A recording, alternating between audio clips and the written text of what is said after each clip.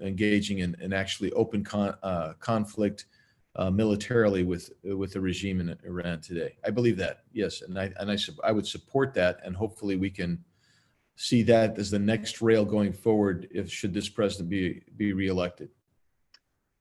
We're so reassured to hear that, and we appreciate it, and we look forward to down the road working with you more on that. It's a very principled stand, and I can tell you that the people of Iran appreciate it. I mean, you mentioned in your remarks the impact that American policy has on the people, and I'm not sure if you've heard this before, but it may reassure you. As you know, the government, the regime in Iran will have these demonstrations where they force people to say "Death to America," "Death to Israel," things like that. But actually, the Iranian people, in their very widespread protests, one of their most popular chants, they will respond and say, in the English translation is, "Our enemy is right here. They lie when they say it's America." So the people of the United States are the people of Iran are certainly on board with this, and I think appreciate your stand of solidarity. You mentioned, Congressman, this this deal between the Israelis, the Bahrainis, the Emiratis, and perhaps other countries coming on board.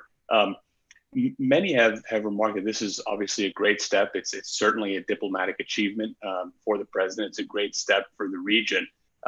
Many in Iran have said, many of the democratic forces that you referred to say that although this is a great step, it won't be as successful as it ultimately could be until a free, secular, democratic Iran is part of that process. Basically, until the people have established that democratic state that you referred to.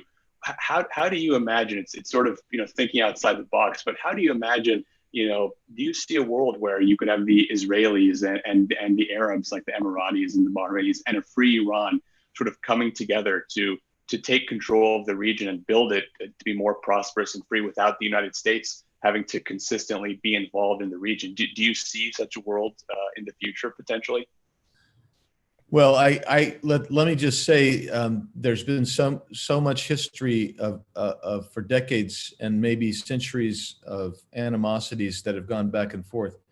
My hope is that we can get there, and one of the things that I would love to see happen is for us to basically, and I think this is the way it has to happen in some respects, is we foment or foster and support the normalization of relations between Israel and Arab nations in the region. And as we do that, I think that provides the stability, again, to isolate this Iranian regime. And as that regime becomes isolated, and if the democratic forces can come to some kind of control, the secular democratic forces within Iran can come in and take leadership of that nation, I would imagine that everybody could peacefully coexist. I'm a big believer in that. I think that's the ideal. I'm afraid it may take some time, but you know what? If we aren't trying now, then we'll never get there. So we have to keep taking the steps toward that wholesome objective, I think. Now, you mentioned, Congressman, the president's maximum pressure policy that you do support, and sort of your thoughts on a second Trump turn, what that might look like. What do you imagine would the outcome be, or what would this policy look like as we look at a potential second term for President Trump? Do you see it changing in any way? What would your guidance be to him as Iran policy goes into his second term? So my guidance would involve 3 or 4 things. Number one, I think he has to, as you mentioned, he has to engage certainly rhetorically with the pro-democrat individuals within the population, those who want a secular democrat Iran. I think that's important. I think the second thing is they need to have, where possible, to identify with very great specificity the individuals that have been problematic and bring those sanctions to bear directly on them. And there are ways to do that mechanically. And so I think that's something that you do. The third thing I think is you have to do, continue with a movement to bring improve relations that the U.S. has and our allies in that region with each other. So we're very clearly communicating. We get on the same page with regard to trying to bring more stability to the region and bring peaceful conclusions to some of these areas where you see military conflict right now. And then the fourth thing I think is really important is I think the U.S. needs to quite frankly, keep itself somewhat a presence there to provide some kind of a backup. I want our troops removed as much as possible and get out of harm's way, but they need to be there at least in close range, so that the Iranian regime doesn't feel like it can march all over the place and foment even more terror and more military conflict. That doesn't mean that the U.S. has to take a primary role in that. They can take a secondary, tertiary role. They can sit back and encourage regional partners to try to resolve issues in that way. But that's what I would say we need to move on in probably those four areas in the first year to 18 months of a second term. Those 4 points make complete sense, and I appreciate it. I think we've got time for one or two more questions, if that's okay with you. And I know you've got several things to get to, so we won't keep you too much past that time. We're appreciative of how generous you've been already. One question that we see a lot from Iranian Americans and the sort of the secular democratic forces in the country, they have a very good experience. They have a lot of experience, Congressman, with this regime. They have had their family members killed, tortured, put in jail for, we have this case this week of Navid Afkari. I mean, his only quote unquote crime was attending a protest. And for that, he was executed.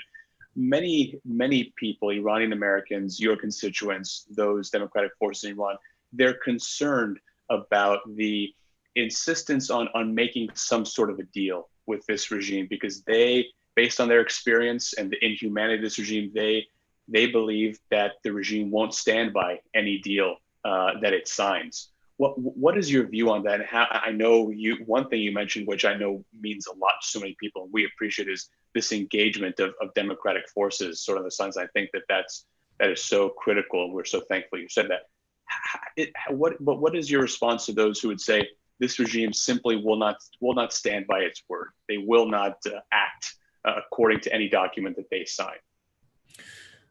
Well, I think history has proven that this regime, anything that they overtly agree to, you can take with a healthy bit of skepticism that they will actually follow through or adhere to it. I think that there are several regimes around the world, and I would place this regime in that category, where they're going to be very, very slow to come to the table, and then when they do get to the table, they're going to make an agreement that they think is beneficial to them, and then they'll feel very comfortable in violating that agreement if they think it forwards their initiatives.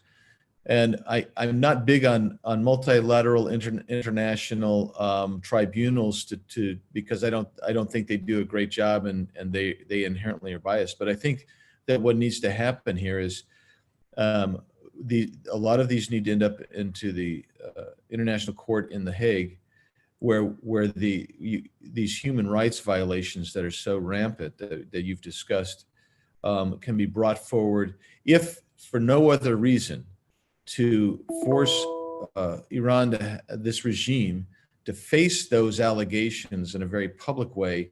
And even though I think I'm dubious about the ability to enforce anything at that level, which is one of the reasons I'm so skeptical about it. But I also think what it does do is it brings a way to shine the light. And the other thing I would say is, I am so shocked at the way the UN blithely ignores the human rights violations that seem to be pervasive in Iran. And so I would also, I'm not a big believer in the UN. I think it's a failed institution.